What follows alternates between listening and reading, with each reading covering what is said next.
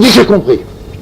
Ce type-là qui avait une maladie de cœur très prononcée, c'était un gros monsieur, une soixantaine, grande moustache, il avait du mal à marcher avec son poids et son cœur. Et le lendemain, les surveillants lui ont... Comment il s'appelait? Claude. Oui, Claude. Colin. Colin, qu'est-ce qui vous arrive? Qu'est-ce qui vous arrive? Vous ne traînez plus les pieds maintenant? Vous êtes guéri? Colin, vous ne nous regardiez plus, vous aviez et maintenant vous nous regardez en souriant. Qu'est-ce qui s'est passé? Oh, il dit, surveillant, j'ai rencontré le Christ. Alors le surveillant...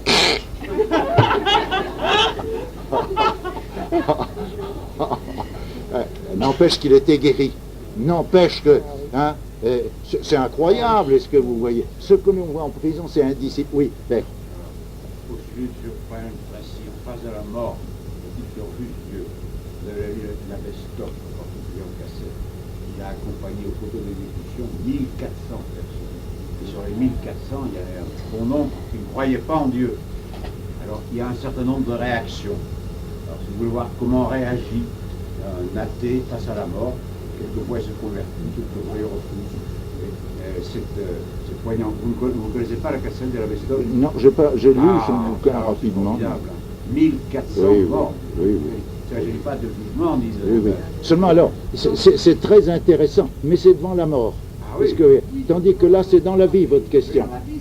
Comment vous y preniez-vous pour Alors, essayer de le charger? je vous ai répondu. Là, comme je ne peux pas les voir individuellement, parce que j'en aurais trop, alors je fais des réunions foutoirs. Vous savez ce que veut dire foutoir? Vous ne savez pas. Alors, voilà, une réunion foutoir. C'est le foutoir. Je réunis tous ceux qui ne croient pas. Vous voyez, tous ceux qui s'en foutent, quoi, mais qui m'aiment bien, quoi, ils viennent. Alors j'en ai quelquefois 20, 30, 40, et qui n'ont qu'à dire les pires bêtises pour se détendre, pour s'amuser. Mais moi je réponds toujours dans la foi, gentiment, en blaguant, etc. Et alors, avec le temps, régulièrement, ces gens-là qui ne croient pas, qui viennent pour chahuter, les pires, les meneurs, en général, je suis obligé au bout d'un an et demi, les faire passer à l'étage supérieur de ceux qui croient. Je vous remercie de votre réponse. Voilà ma réponse. J'en déduis, Oui, il y a une pas dame. plus de chrétiens, c'est qu'il n'y a pas assez de curés sympathiques. Et alors, il n'y a pas assez de curés tout court. Oui. Ah, on n'entend pas, attention. Non, on n'a pas entendu, on ne vous entend pas. Attendez que la mer se soit calmée, que les flots se soient apaisés. Oui. Moi, je suis religieuse. Alors vous recommencez. Je dis que je suis religieuse. Je suis visiteuse de prison à Marseille. Je me présente toujours comme religieuse, bien sûr. Et donc un jour, je rencontrais depuis quelques années un jeune drogué, mais très intelligent, qui était en train d'écrire un livre, pourquoi, comment, etc. Toujours beaucoup de... Et puis, il m'avait dit dans une conversation que c'était son anniversaire, telle date. Je lui avais envoyé une jolie carte, je ne sais pas ce que j'ai mis derrière, parce qu'on met toujours un peu de son cœur. Et il m'a répondu en me disant, ici je vous remercie. Cette carte, je l'attendais depuis 26 ans. Jamais personne n'a pris le temps de m'envoyer un mot ou quelque chose. Ne me parlez pas encore de Dieu, mais dites-moi ce qui fait la richesse de l'Église. Je respecte vos cheveux gris, mais dites-moi, ne me parlez pas encore de Dieu, dites-moi. Je sens en moi, maintenant, moi qui j'ai vécu beaucoup de paradis, je ne les regrette pas tous, mais j'en regrette assez pour pouvoir changer de vie quand même. Oh. Et maintenant, je sens en moi monter le désir d'être père. Jamais ça ne m'est venu. J'ai envie de construire quelque chose. Mais je voudrais que mes pères et ceux qui vont me juger acceptent ce que je sens en moi, parce que je sens trop de regards péjoratifs sur moi. J'ai montré que faut être discret. Faut être discret quelquefois. Moi je me présente toujours comme sœur, et je vous assure, c'est pour prendre le contre-pied, père, un peu de ce que vous dites. Je ne vois pas en quoi, mais enfin allez-y.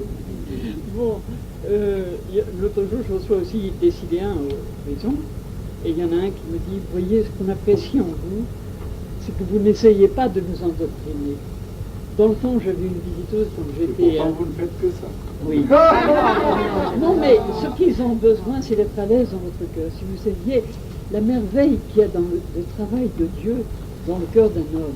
Vraiment, on devait venir avec un gars de 50 ans qui a fait un cheminement extraordinaire.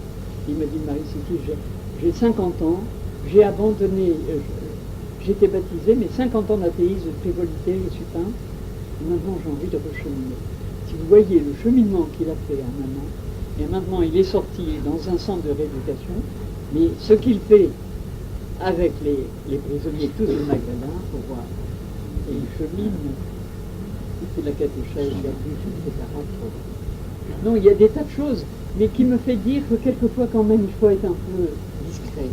Parce que les gens n'aiment pas qu'on, surtout quand on est religieux peut-être, ils va m'endoctriner.